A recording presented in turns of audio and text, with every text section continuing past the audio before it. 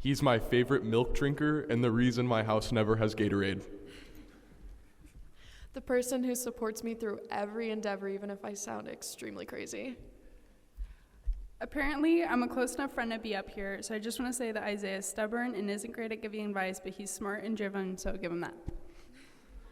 My big brother and my favorite life inspo. We'd like to welcome up our best friend, Isaiah Zacharias, for his senior speech.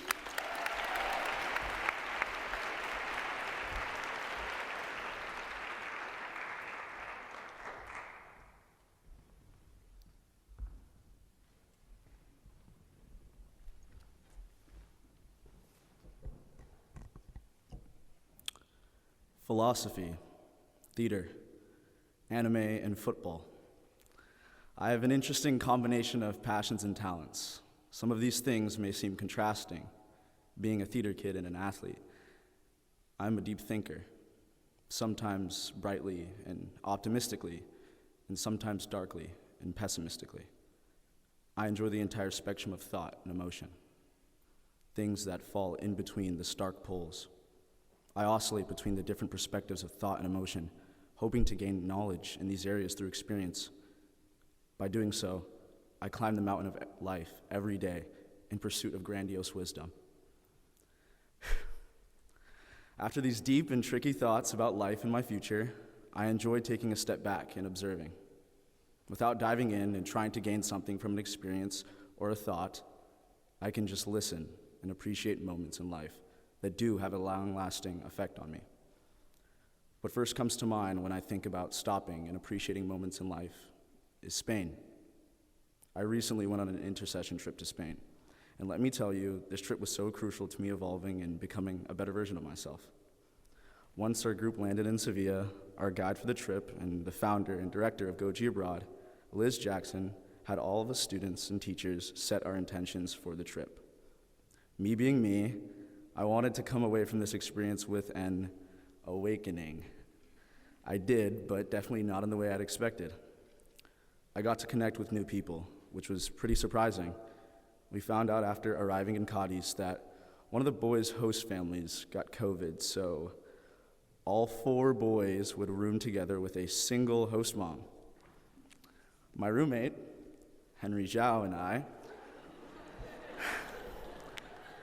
after almost fighting in Spanish class a few times, realized we weren't as different as we thought, but in fact, had very similar upbringings and future ideals. I await grinding in the gym with you, Henry. We go gym.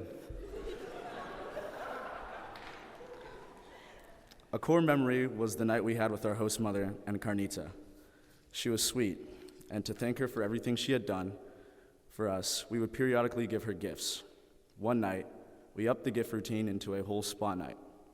Us 4 boys went out and bought face masks, and an extra one for our host mother.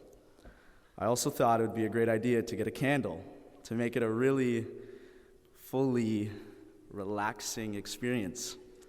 Unfortunately, there were only 3 candles, one that had the word love plastered on it, and for obvious reasons, this didn't feel appropriate.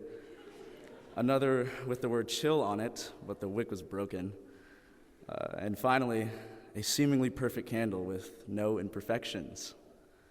After I bought this candle, Henry Garcia soon realized that it smelled terrible. But no matter, a gift is a gift. We came home and prepared for the night. We had all our masks on, and I was ready to light the candle. Henry Garcia insisted on me letting our host mother smell the candle before we lit it. One whiff was all she needed to determine that the candle was musty. We all decided to make it the bathroom candle, as it was effective in clearing out other noxious odors. Experiences on the trip like these grounded me.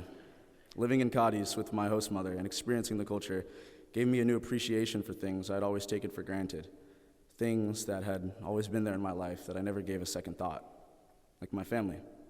Even though it's a bit hard for me to admit it, I missed you all lots over this trip. And my friends. It felt weird not being together, laughing, but this was a great experience, an opportunity for me to step out of my comfort. I went in wanting to awaken, and awaken is what I did. The Spain intercession had a scheduled day trip to Morocco. I thought the awakening would maybe come when I visited Africa for the first time. That experience was truly amazing for me, as I never could quite understand my father's infatuation with Africa. Living my entire life in America and hearing all sorts of things about what Africa might be like allowed me to sit with a firm ignorance about the continent where I was from. My father described Africa as this beautiful place, bustling with culture, nature, and food, and I never really listened or was interested. After stepping foot in Morocco, I realized he was right. As Hamlet said, the beauty of the world, the paragon of animals, and yet to me, what is this quintessence of dust? I couldn't fathom the things I was seeing. The architecture was so awing. The landscape, beautiful hues of lush greenery, the pearly water cascading over the golden, fine-grained sand. However, with all this majesticness, it wasn't the highlight of the trip. For me, it was a particular moment atop the monstrous sand dunes looking over the ruins of Bologna. The winds were harsh, grazing the top of the dunes, carrying a light but noticeable layer of sand along its path, the trees billowing with the wind, the ocean's turbulent waves crashing into the shore. Hiking up was a grind, but as I stood atop the dunes, I felt a feeling of accomplishment and relief. I waited separate from the rest of the group alone, looking across the vast landscape being beautifully torn to shambles. At that moment, like an angel, he appeared by my side, Dr. Rodney Fierce. We had a brief conversation. I remember it wholly, but afterwards we just stood and marveled at the beauty of the alluring topography. It was a moment that I will never forget. I remember thinking one thought, one word, one feeling at that moment: happiness. I remember telling Rodney as we walked down that I couldn't stop smiling. I was once again reminded of the beauty that life and experiences hold. I was brought back to a certain essay in a certain class, during a certain semester, during a certain time in my life, assigned by a certain teacher. Drew, thank you for making me write that essay. It's a weird phrase for a high schooler to be saying. Anyways, but the purpose of the essay was to come up with a motto and support it with text from the unit. This is when my life's motto, "Life is just a game, why not play," was given life. I find myself looking back in hard times, good times, times with no label, and thinking, just keep playing, because why not? Thank you.